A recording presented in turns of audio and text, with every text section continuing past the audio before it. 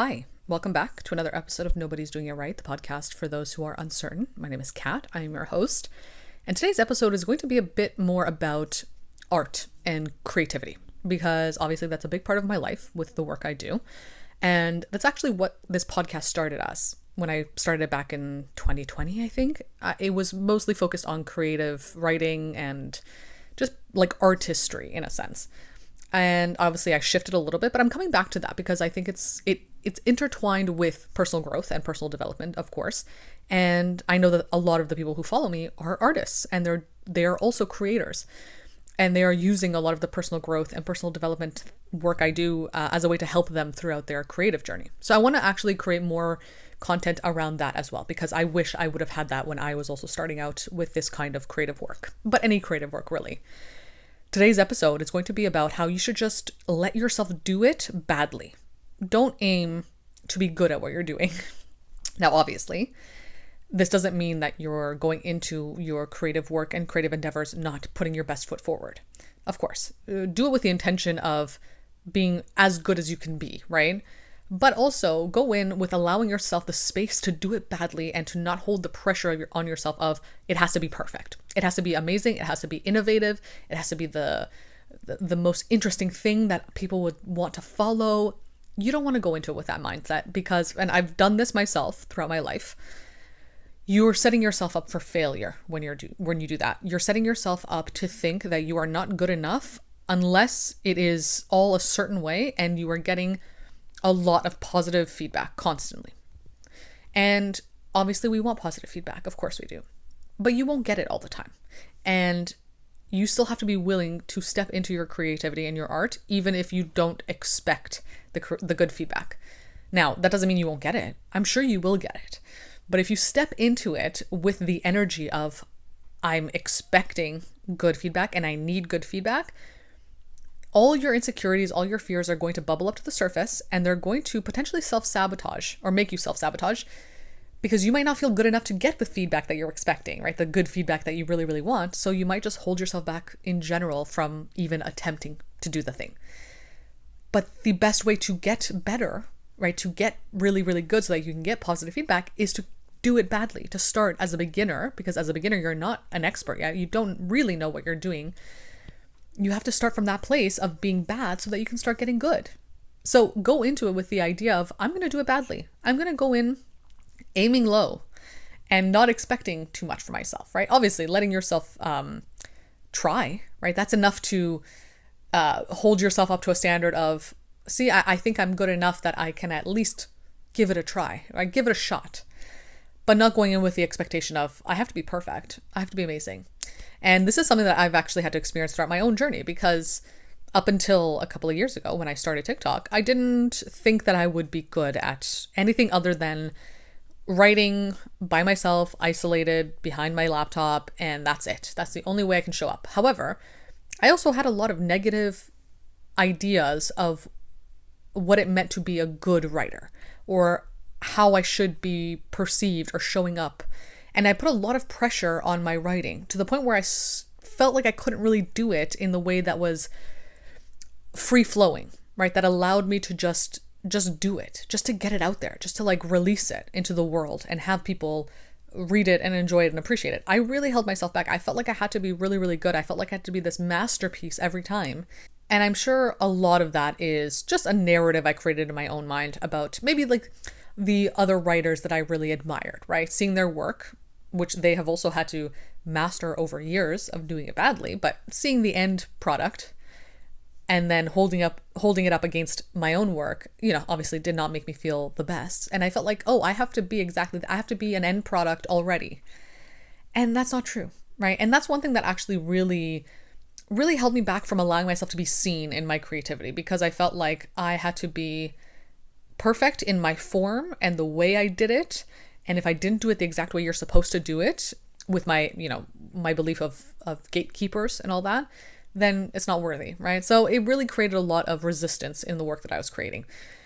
But I remember in December 2021, when I posted my first TikTok video at the end of December. But during that month, I remember thinking to myself, or maybe even a little bit before that, thinking to myself, like, I'm done with my own shit, basically. Like, I'm done with holding myself back. I am done with trying to pivot into opportunities that are somewhat aligned with what I want to do, but not fully invested in it. Like, because I saw myself as wanting to be fully into creative writing, I was like, okay, maybe I can do like the closest thing that is like similar to it, that is more, more adult, more responsible. So I was doing a lot of copywriting, but that's not what fuels me, right? And I knew that deep down, but I was holding myself back, and I was using that as almost like a placeholder for what I really wanted to do. But to really want to do that thing, I had to step into it and just be like, okay, I'm going to just do it and not care. Just put it out there, right? And I remember thinking, and I think I've shared this story a few times before, but before I posted that first video, my intention was I want to get my creative work out there. So I was doing fiction writing. I was also doing nonfiction writing, like the kind I do on my Substack right now. I was doing it on my blog at the time. So I would do like daily posts, kind of shorter ones about the topics I basically talk about in my TikTok videos. But I wanted to get eyes on my work. And when I went in with that intention, not the intention of I want to be really, really good and like totally admired and, my work being really validated. When I went in with the intention of simply, I just want to get eyes on it. I just want to be seen. Immediately my mind kind of clicked into place, and I thought, okay, so what's the best way to do that? What's the best platform to do that on? And at the time, of course, TikTok. TikTok was the most visible platform. I had been on it obviously since 2020. It was great. I really enjoyed the platform. I can see how much visibility there is there, how great it is for community as well. So I was like, oh yeah, okay. So if I'm going to be seen, I have to be on TikTok. I got to just start doing stuff on TikTok. And before that, I was doing a few kind of like trend videos, but again, that's not really me. I like to just talk. Like, I just like to express myself in a more of a stream of consciousness kind of way, just like I do in this podcast, right?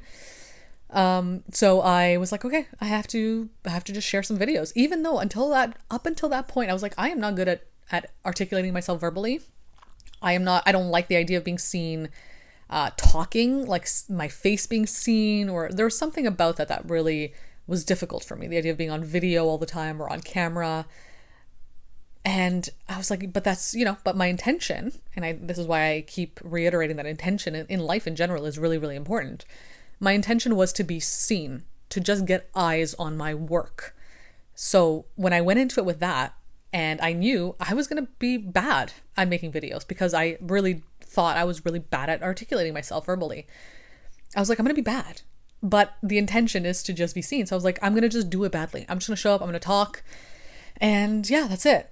And I remember my first video that I made that was more of a talking video was me just talking at my desk, no microphone like I have now that has better audio quality, just me talking about, I think, turning 30, because I had turned 30 at that time. And it was great. It blew up.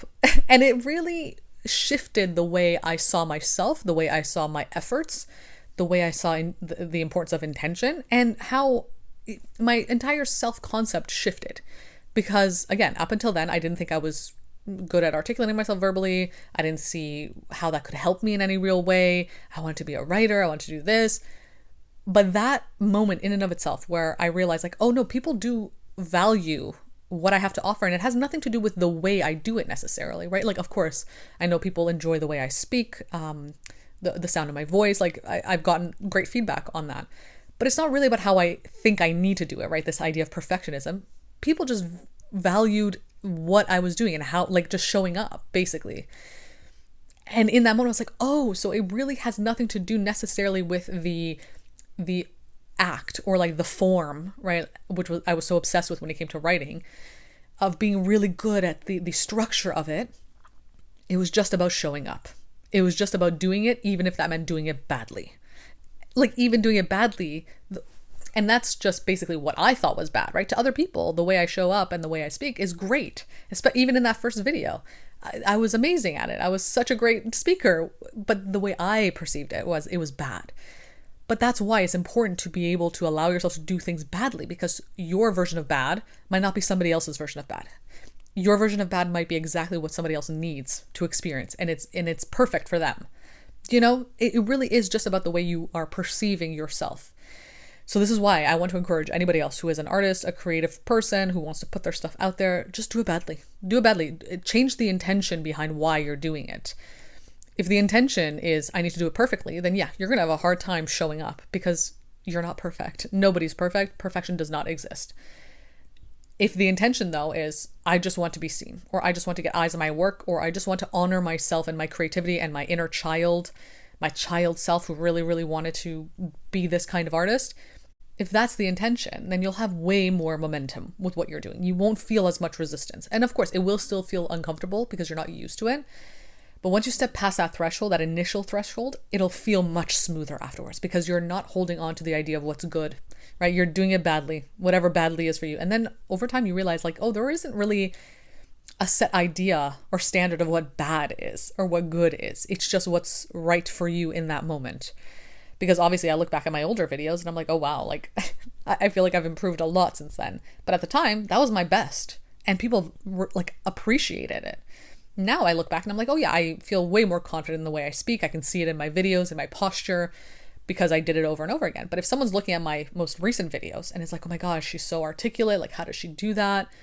I had to really do it badly for a while before I got to the place where I felt comfortable being on camera, speaking openly, and knowing when to pause so that I have, I have a nice place to cut the video so that I can get to the next point, and the, opening hook, what works best, like that kind of stuff you learn over time, but you have to do it badly initially to understand what your flow is, what works best for you, what is your good, right? Not this general, external expectation of good, right? So yeah, for anybody else out there who's struggling right now, who's scared to do what they want to do, their art, putting it out there because they fear it being bad or not good enough, do it badly. Do it badly, because the intention should not be it being good or perfect. The intention should be getting your eyes on it or honoring yourself or whatever your intention is, right? The intention should be a lot deeper than just the surface level, perception of you as a person. Find what really, really drives your art and your creativity and hold on to that, because that's what's going to carry you through all of it, because there are so many things that'll come up throughout your journey that'll be difficult to deal with, but you will, as long as you hold on to your intention. So I hope this was helpful. I hope it was informative. If you could leave a rating and review of this podcast, I would really appreciate that. You can follow all of my social medias. I'll have all the links in the show notes below. And yeah, follow my Substack as well, where I write about these things in more detail. And I'll be back again soon with another episode.